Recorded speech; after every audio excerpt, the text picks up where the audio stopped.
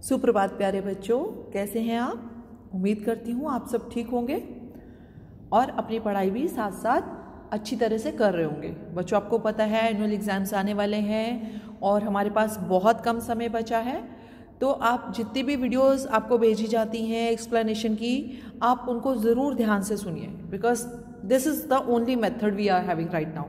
ठीक है, तो बच्चों आज हम करेंगे पार्ट 12 विराम चिन्ह। ये बहुत ही इम्पॉर्टेंट है। विराम चिन्ह का जो चैप्टर है बच्चों, विराम चिन्ह अगर गलती से सही जगह पर ना लगें तो उस बात का मतलब ही पूर्णतया चेंज हो जाता है। ठीक है, चलिए आज हम पढ़ते हैं कि विराम चिन्ह होते क्या हैं। इंग्लिश में आप इसको पंक्चुएशंस बोलते हो, जिसको आप comma, full stop, question mark बोलते हो।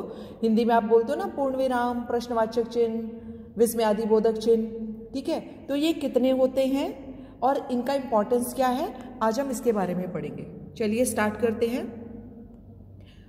पाठ 12 विराम चिन्ह। नीचे दिए गए चित्र एवं वाक्यों को ध्यान से देखें, पढ़ें एवं समझें।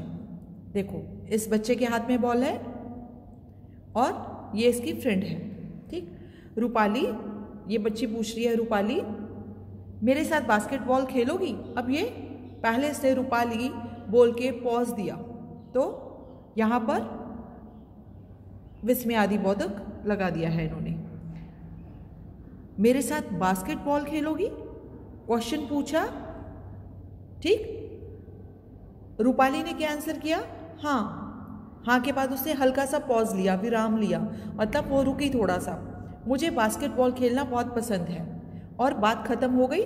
और बात खत्म होने पर आपको ये तो मालूम ही है कि हम पूर्ण विराम लगाते हैं। ठीक है बच्चों, चलिए हम पढ़ते हैं आगे।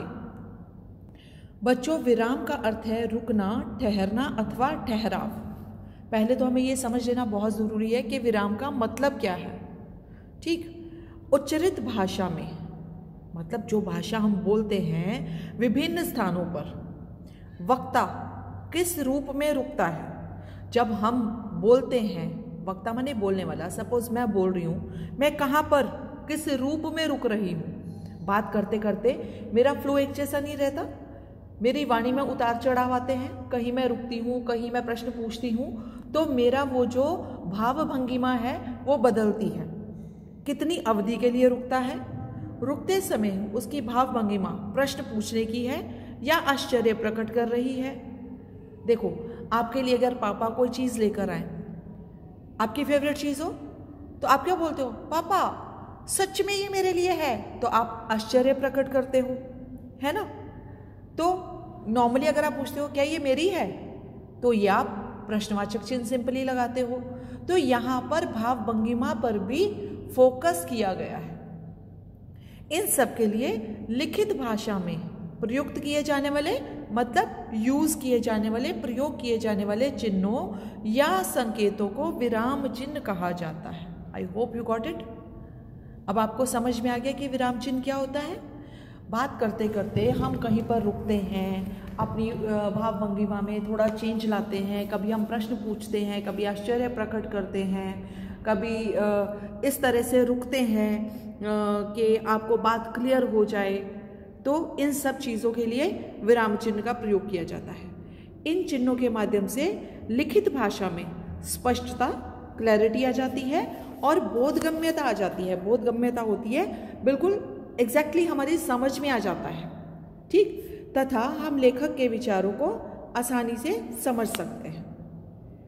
साथ ही ये चिन्ह वाक्य के विभिन्न घटकों तथा वाक्यों के बीच परस्पर उचित संबंध स्थापित करने में सहायक सिद्ध होते हैं। एक तो विराम चिन्हों का प्रयोग जो मैंने अभी बताया है इस रूप में होता है। दूसरा कि वाक्य के बीच में क्या संबंध है उसको प्रकट करते हैं, और उसके विभिन्न जो तत्व हैं, क्या बताना चाह रहा है, उसको प्रकट करते हैं विराम चिन्ह।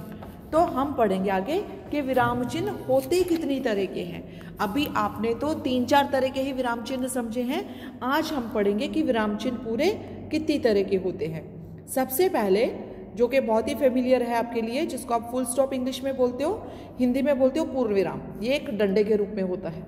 दूसरा है अर्धविराम, जो पहले बिंदी लगा के फिर कॉमा लगाते हो, इसको आप बोलते हो अर्धविराम। इनका यूज़ कैसे कैसे होता है इसके बारे में हम आगे चल के पढ़ते हैं। तीसरा है अल्प विराम, जिसको आप कॉमा बोलते हो। चौथा है प्रश्नवाचक चिन्ह। आई होप के this is clear to all. प्रश्नवाचक चिन्ह ये होता है। फिर पांचवा है विस्मयादि बोधक चिन्ह, ये भी क्लियर है सबको। विस्मयादि बोधक, डंडा लगा के उसके नीचे बिंदी लगाई जाती है। योजक चिन्ह, योजक चिन्ह होता है ये वाला, ठीक। निर्देशक चिन्ह, जिसको आप डैश बोलते हो, रिक्त स्थानों की पूर्ति करने के लिए आप डैश लगाते हो ना, ये उसके लिए डैश भी बोलते हैं।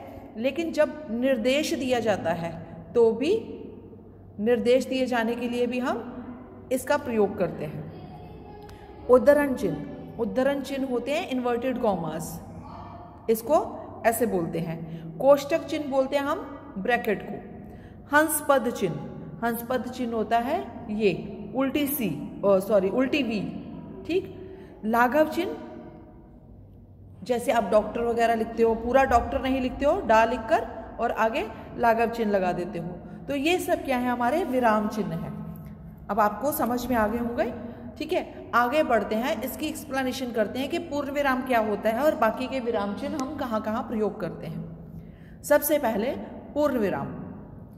हम बोलते समय वाक्य की समाप्ति पर कुछ समय के लिए विराम देते हैं, रुकते हैं ना कुछ समय के लिए, तब अगला वाक्य आरंभ करते हैं। इसी प्रकार लिखते समय भी प्रत्येक वाक्य के बाद केवल प्रश्नवाचक वाक्य एवं विस्मयवाचक वाक्यों को जोड़कर पूर्ण विराम चिन्ह लगाते हैं। देखो सीधी सी बात है, ये आपने देखा होगा, जब आप वाक्य खत्म करते हैं तो उसके बाद क्या करते हैं, विराम चिन्ह लगाते हैं, उसके बाद हम अगला वाक्य प्रारंभ करते हैं, ठीक। जैसे आपने इसकी एग्जाम्पल पढ़ी है, जैसे बच्चे पढ़ रहे हैं और उसके बाद आ गया पूर्ण विराम। फिर अब पढ़ेंगे अर्धविराम के बारे में। अर्धविराम की, ये देखिए अर्धविराम का चिन्ह क्या है, ये वाला। पूर्ण विराम की तुलना में थोड़ी कम अवधि के लिए जब रुका जाता है वहां अर्धविराम चिन्ह का प्रयोग होता है। समझ में आई? जैसे वह हाथ जोड़ता रहा, वे लोग उसे पीटते रहे। यहाँ हमने कम पॉज लिया है। आपने ये नोटिस करना है कि जब हमारा वाक्य खत्म होता है वहाँ पर हम पूर्ण विराम लगाते हैं, लेकिन जब हम थोड़े समय के लिए रुकते हैं, जैसे आपको इस लाइन से क्लियर हो गया, तो यहाँ पर हम अर्धविराम का प्रयोग करते हैं। अब है अल्प विराम। जब वाक्य के मध्य में, जब वाक्य के बीच में अर्धविराम की तुलना में कुछ समय के लिए रुका जाता है। अब आपको ये चीज़ समझनी है, ये वाक्य के बीच बीच में जब हम थोड़ा सा रुकते हैं तो अल्प विराम का प्रयोग किया जाता है। जैसे नहीं, नहीं, मैं नहीं चल सकता, हल्का सा पॉज किया, नहीं के बाद हमने क्या लगाया, अल्प विराम। तुम जाना चाहो तो चले जाओ, यहाँ हमारा सेंटेंस कंप्लीट हो गया, तो यहाँ हमने पूर्ण विराम लगा दिया। नहीं, मैं नहीं चल सकता, पूर्ण विराम, हाँ, कॉमा, जिसको आप अल्प विराम बोलेंगे, तुम जाना चाहो तो चले जाओ, पूर्ण विराम। Got it? नेक्स्ट है प्रश्नवाचक चिन्ह। प्रश्नवाचक चिन्ह में क्या है, जब नाम से ही स्पष्ट है, प्रश्नवाचक चिन्ह का प्रयोग हम नीचे दी हुई स्थितियों में करते हैं। कौन कौन सी स्थितियां हैं? जब वक्ता वाक्य में प्रश्नवाचक शब्दों जैसे क्या, कहाँ, कैसे, क्यों, कब आदि का प्रयोग करते हुए प्रश्न पूछता है। जब हम कोई प्रश्न पूछते हैं, उसमें क्या, कहाँ, कब, कैसे जब लगता है, तो इसमें हम प्रश्नवाचक चिन्ह लगाते हैं एंड में। जैसे क्या आप जा रहे हैं, आपने उसे क्यों बुलाया, तो यहाँ पर हम क्या लगाएंगे, प्रश्नवाचक चिन्ह। ठीक है, यहाँ पर हम लगाएंगे प्रश्नवाचक चिन्ह। फिर दूसरा है, जहाँ संरचना की दृष्टि से सामान्य विधानवाचक वाक्यों को प्रश्नों, संदेह या अनिश्चय के भाव के साथ अनुमान परिवर्तन करके बोला जाता है, वहाँ भी हम प्रश्नवाचक चिन्ह लगाते हैं। देखो, संरचना की दृष्टि से तो सामान्य है, लेकिन जब पूछने का तरीका अलग हो जाता है, एक है, देखिए ये अगर आप एग्जाम्पल के थ्रू समझेंगे तो आपको क्लियर हो जाएगा। पहला है, वह आगरा जाएगा। हम इसको नॉर्मल वाक्य विधानवाचक की तरह से भी पूछ सकते हैं। वह आगरा जाएगा, तो इसके बाद लगेगा पूर्ण विराम। लेकिन हमने अपनी संदेह या अनिश्चय के भाव के साथ थोड़ा सा परिवर्तन किया, हमारी भाव भंगिमा में चेंज आया। हमने पूछा वह आगरा जाएगा, मैं झूठ बोल रहा हूं, तो यहां पर क्या लगा? प्रश्नवाचक चिन्ह।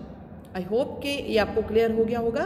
फिर है व्यंग्यात्मक भाव प्रकट करने के लिए भी सामान्य कथन के बाद कोष्टक के अंत में, जैसे उनके जैसा विद्वान व्यक्ति पैदा ही नहीं हुआ, यहां पर भी चेंज हुआ, तो यहां पर भी प्रश्नवाचक चिन्ह लगा। क्यों लगा? क्योंकि यहां हमने व्यंग्य की दृष्टि से सामान्य कथन के बाद भी इस लाइन को बोला है। Got it? चलिए आगे बढ़ते हैं। विस्मयवाचक चिन्ह। विस्मयवाचक चिन्ह कैसा होता है? ये प्रायः, हमेशा, अक्सर बोलेंगे प्रायः को, अक्सर आश्चर्य, घृणा, प्रसन्नता, जब आप खुश होते हैं, आप हेटरेड, नफरत करते हैं या बड़े सरप्राइज हो जाते हैं, अपनी फीलिंग्स को एक्सप्रेस करते हैं, तो उसके बाद इस चिन्ह का प्रयोग किया जाता है। जैसे वाह कितना सुंदर दृश्य है, वाह के बाद आपने क्या लगाया? विस्मयादि बोधक चिन्ह, विस्मयवाचक चिन्ह लगाया, वाह कितना सुंदर दृश्य है, तो यहाँ पर सेंटेंस कंप्लीट हो गया। आपने लगाया पूर्ण विराम। अरे वह चला गया, वाह क्या गजल गाई है। तो अब आपको समझ में आया कि कहाँ कहाँ विस्मयवाचक का प्रयोग होगा। नेक्स्ट है योजक चिन्ह। ठीक, योजक चिन्ह में क्या होता है? समास में बने हुए शब्दों के बीच या विरोधी शब्दों की पुनरावृत्ति वाले शब्दों के बीच में। समास आप बड़ी क्लासेस में जैसे जैसे आगे बढ़ेंगे आप पढ़ेंगे, पुनरावृत्ति होती है रेपिटिशन। जब रेपिटिशन वाले वर्ड्स में या विरोधी शब्दों के शब्द में बीच में ये योजक चिन्ह लगाया जाता है। आपने देखा होगा खट्टा मीठा, धूप छांव, उसके बीच में ये वाला चिन्ह लगता है ना, इसको बोलते हैं योजक चिन्ह। समता या सादृश्य बोधक, जैसे सा, से, सी, आगे पीछे तथा युग्म शब्दों के बीच में भी इनका प्रयोग होता है। जैसे सुख दुख, लक्ष्मण सा भाई, भीड़ भाड़, डर वर, दो तिहाई। आपको समझ में आया? जैसे जिन शब्दों के बीच में भले ही विरोधी शब्द हों या एक जैसे शब्द हों या जिसके बीच में सा से सी लगे, आगे पीछे कुछ इस तरह के शब्द, तो इनमें ये योजक चिन्ह का प्रयोग किया जाता है। नेक्स्ट है निर्देशक चिन्ह। निर्देशक चिन्ह कौन सा है? ये वाला। इस चिन्ह का प्रयोग किसी व्यक्ति के कथन को उद्धृत करने से पहले, किसी व्यक्ति के कथन को बताने से पहले या किसी वाक्यांश की व्याख्या करने के लिए, व्याख्या की जाती है ना किसी वाक्यांश की, या फिर संवादों के नामों के बाद आदि स्थानों पर किया जाता है। आपने संवाद भी किए हैं, मान लो दो मित्रों को संवाद है, तो पहले मित्र ने जो बोला उसके बाद हम ऐसे लगाते हैं, फिर दूसरे मित्र ने जो बोला उसके बाद भी हम निर्देशक चिन्ह लगाते हैं। जैसे मोहन मोहन कहता है क्या हाल है रोहन, मोहन के बाद हमने क्या लगाया? निर्देशक चिन्ह ना। जियो और जीने दो, ये कोट है, किसका है? भगवान महावीर का। आई होप कि I am clear to all. उद्धरण चिन्ह, नेक्स्ट हम करेंगे उद्धरण चिन्ह। उद्धरण चिन्ह क्या होता है? जिसको आप इन्वर्टेड कॉमास बोलते हो। किसी व्यक्ति के कथन को जब ज्यों का त्यों बताना हो तब उद्धरण चिन्ह का प्रयोग किया जाता है। जैसे आप डायरेक्ट इनडायरेक्ट अगर आपकी क्लासेस में आपने स्टार्ट कर दी हो तो आपको समझ में आ जाएगा। जब किसी की बात को एज इट इज, उसमें हम कुछ भी फेरबदल नहीं करते, किसी की भी बात को एज इट इज कहा जाता है तो वो हम उद्धरण चिन्ह में प्रयोग करते हैं, उसमें प्रयोग करते हैं। जैसे माता जी ने कहा था मैं कल अयोध्या जाऊंगी, अगर हम ये कहते माता जी ने कहा था कि वह कल अयोध्या जाएंगी तो वहां पर उद्धरण चिन्ह का प्रयोग नहीं होगा। लेकिन यहाँ पर क्या है? माता जी के ही शब्दों को हमने एज इट इज बताना है, तो यहाँ पर उद्धरण चिन्ह का प्रयोग किया गया है। जैसे माता जी ने कहा था, कॉमा, इन्वर्टेड कॉमास बिगिन।